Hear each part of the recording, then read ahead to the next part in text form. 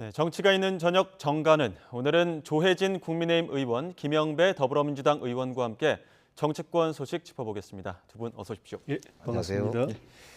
먼저 국민의힘 의원총회 결과부터 좀 설명을 여쭤봐야 될 것 같습니다. 당헌 96조 개정안 논란이었었는데 어떤 방향으로 의견 모였습니까? 지난 주말에 토요일에 긴급 의총에서 예. 법원 가처분 결정에 대한 이제 대책으로 예. 당헌을 개정해서 개정 당헌을 가지고 비대위를 새로 출범시키기로 결정을 했고요. 예. 주말 사이에 당의 이 법률지원위원회에서 그 당헌 개정안을 만들어 가지고 오늘 예. 의총에서 오전에 보고를 하고 예. 토론을 하고 최종적으로 확정이 됐는데 예.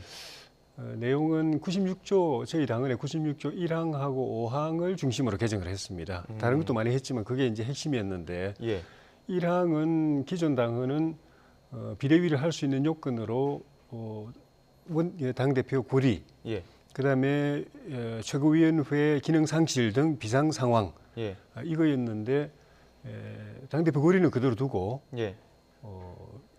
최고위원회 기능 상실 등 비상 상황을 구체적으로 예. 명치를 해가지고 선출직 최고위원이 저희가 5명인데 예. 그중에 4명 이상이 사퇴한 경우, 예.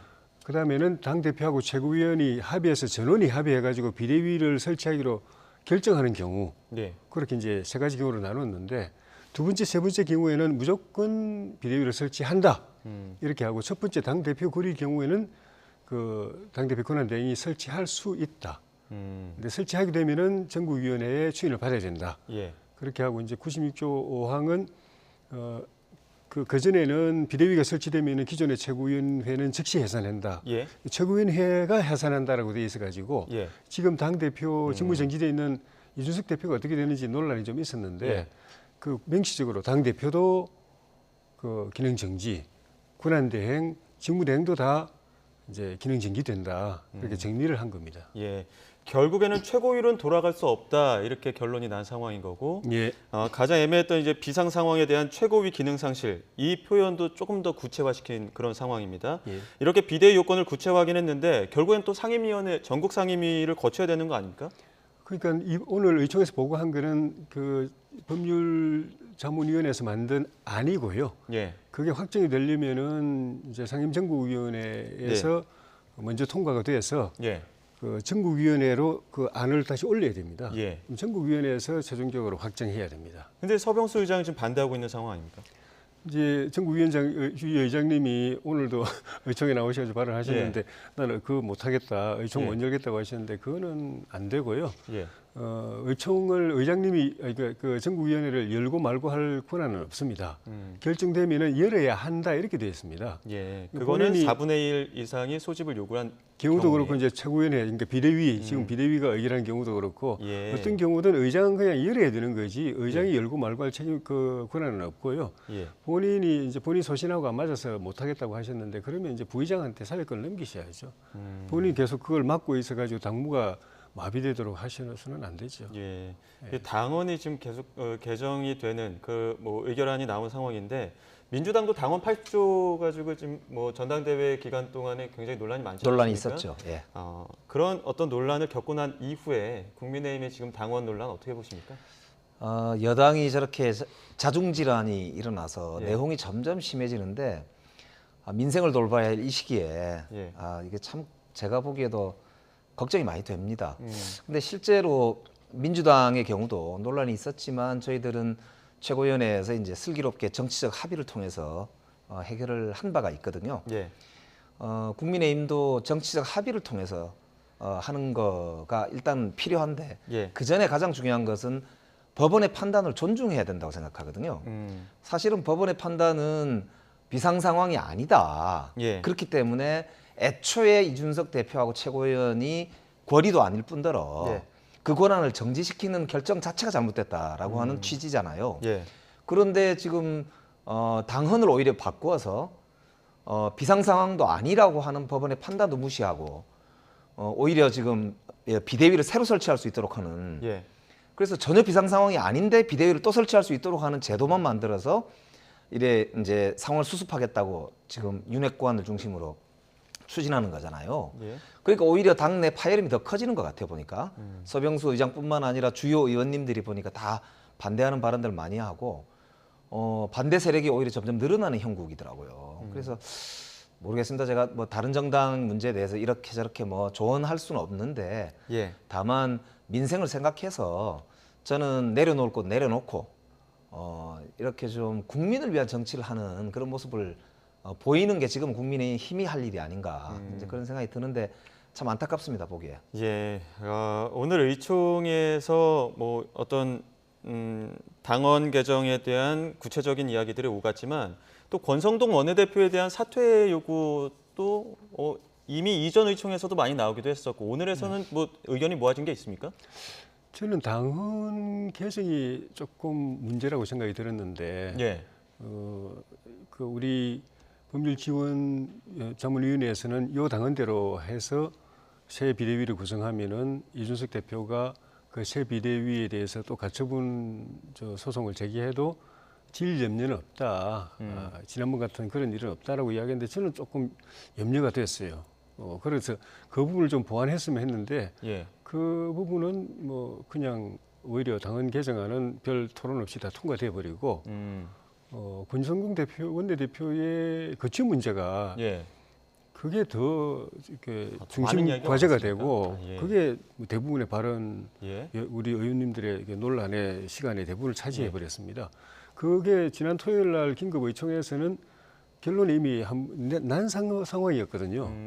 그때도 뭐 사퇴해야 된다 말아야 된다 갑론을박이 있었는데 최종적인 결론은 다수의 의견의 결론이 이 사태 수습하고 나서 의총에서 다시 논의한다 이렇게 결정이 됐는데 그 주말 사이에 두 가지 변화가 있었습니다. 예. 권성동 원내대표는 그 이제 입장을 보다 분명하게 해서 의총에서 논의하는 게 아니라 내가 결정하겠다. 내가 결단 내리겠다. 그래서 그게 이제 많은 분들한테 이제 사퇴를 기정사실로 하는 것처럼 예. 그렇게 이제 비쳤고 보다 적극적으로 의사표현을 한 거죠. 근데 그 반면에 그 주말 사이에 토요일, 일요일하고 오늘 사이에 중진들을 중심으로 해서 예. 3선, 4선, 5선 중진들을 중심으로 해서 즉각 사퇴해야 된다. 이렇게 개별적으로 발표도 하고 여러분이 동시 그 합동 기자회견을 통해서 발표도 하고 예. 이래가지고 오늘은 그게 더 쟁점이 세게 붙었는데 예. 그 바람에 결과적으로 오늘은 우리 당이 상당히 이렇게 많이 쪼개졌는데 그 크게 보면은 이 그 조기 사퇴, 즉각 사퇴를 주장하는 다선 중진 의원님들하고 예. 그 반대편에 초재선 의원님들하고 이렇게 쫙 갈리는 그런 좀 별로 아름답지 않은 그런 모양이 예. 펼쳐졌습니다. 어느 쪽으로 좀 무게가 쏠렸습니까? 초재선들이 훨씬 더 많죠. 그럼- 수적으로 압도적으로 많으니까. 예. 그러면 그래서 결론은 사퇴 수습하고 난 뒤 본인이 결정하는 걸로 그렇게 다시 중진들은 즉각 사퇴해야 된다. 예. 초재선을 중심으로는 일단 이 상황부터 수습하고 예. 그 다음부터 거취를 정하자 예. 이렇게 의견이 아니었다는 예. 거칠게 의견들이 오갔다는 그런 말씀을 예. 해주셨는데 예. 지금 이 집권 여당의 내용이 길어진다고 민주당에게 유리한 상황이냐라고 봤을 때는 오늘 이재명 대표가 그 영수회담 제안한 부분에서 윤석열 대통령은 여당 상황이 좀 정리가 되면 그때 여야 대표들 다 같이 모이자 이렇게 됐거든요.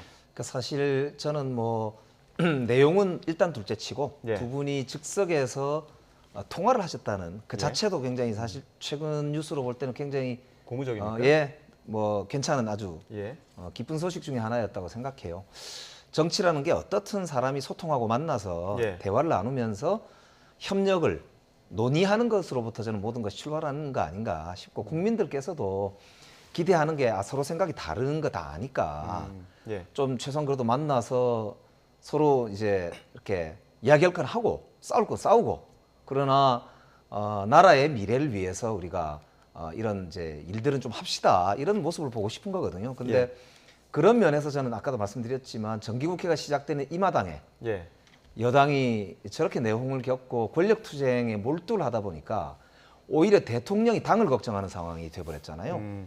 그래서 오히려 야당 대표 이재명 대표가 선출이 되고 대통령한테 답답하니까 만나서 좀 영수회담도 합시다 이런 제안을 하는데도 사실 여당이 준비가 안 돼서 예. 이 3자 회동이 성사되지 않는다는 대통령의 말씀이 저는 오히려 안타깝게 들렸어요. 예. 그래서 진짜 저는 우리 오히려 진짜 집권 여당이 지금 정신 차려야 된다. 그런 생각이 들고 다만 민주당 입장에서는 정말 진지하게 대통령의 성공을 오히려 기원하는 오늘 이재명 대표의 그 말씀에 저희들 민주당의 앞으로의 좀 나름 태도가 담겨 있다. 예. 그런 기대를 갖고요. 예. 더 대안정당으로서 민생을 챙기는 야당으로서 저희들도 대안을 제시하는 그런 진지한 협력 정치의 한 축이 되는 예. 그런 이제 민주당이 되겠다는 다짐도 드립니다. 예. 국민의힘 내용보다는 어찌됐든 민주당 이재명 대표와 윤석열 대통령의 통화는 고무적이었다 이렇게 네. 판단하셨는데 통화 내용 어떻게 보셨습니까?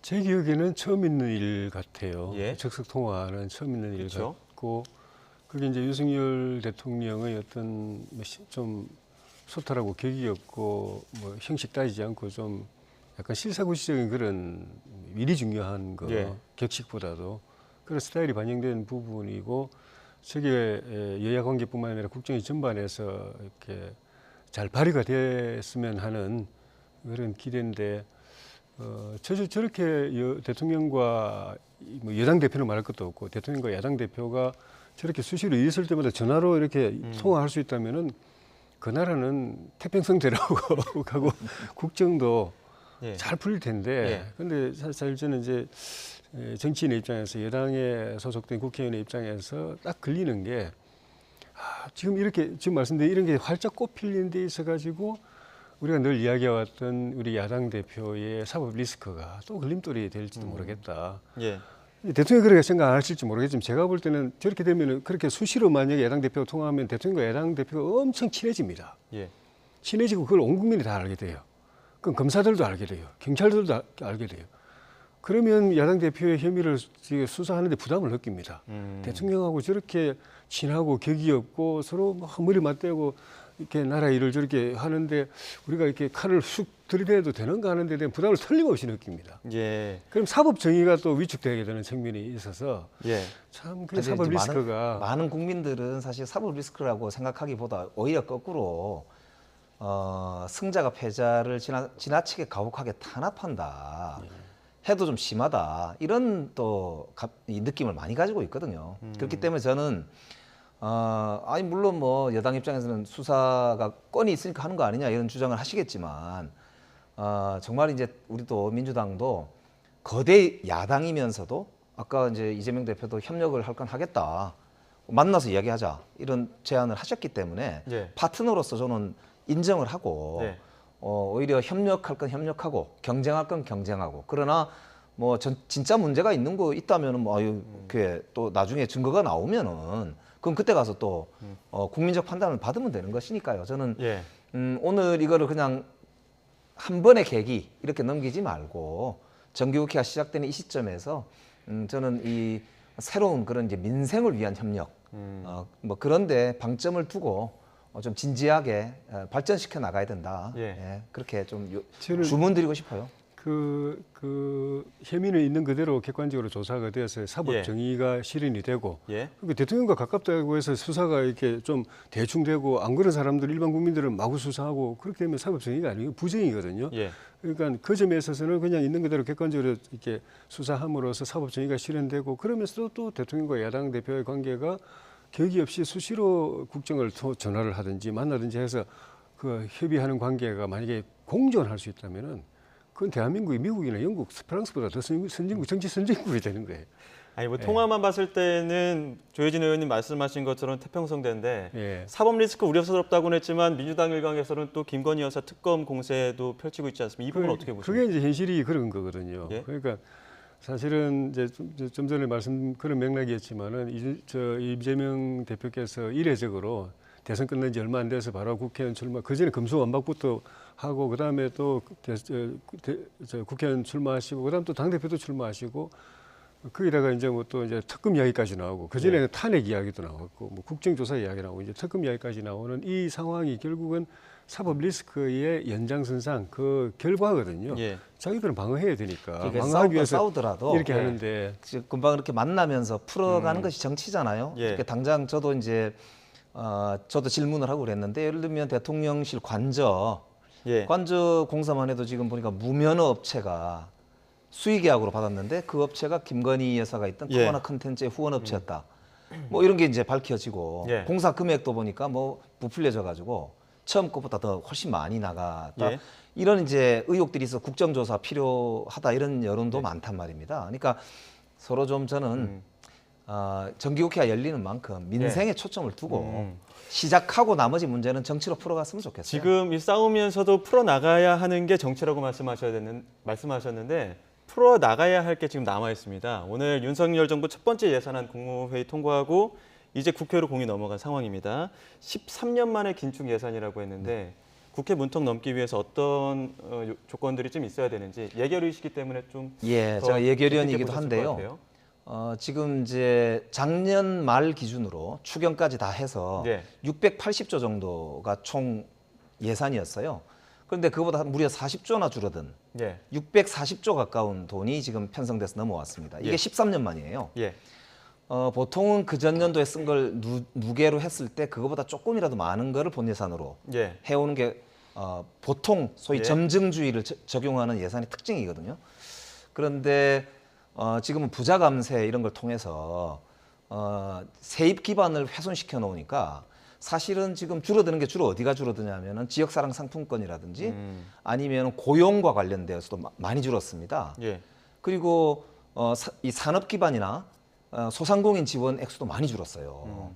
그러니까 지금 이렇게 경기도 어렵고 전 세계적으로 위기가 오고 있는 이런 상황에서 예. 정부가 오히려 재정으로 서민을 보호해야 되는 상황인데 오히려 세입 기반을 줄여가지고 축소 재정을 하면 이게 악순환이 빠집니다. 그게 2010년도에 이명박 정부에서 그대로 겪었던 일입니다.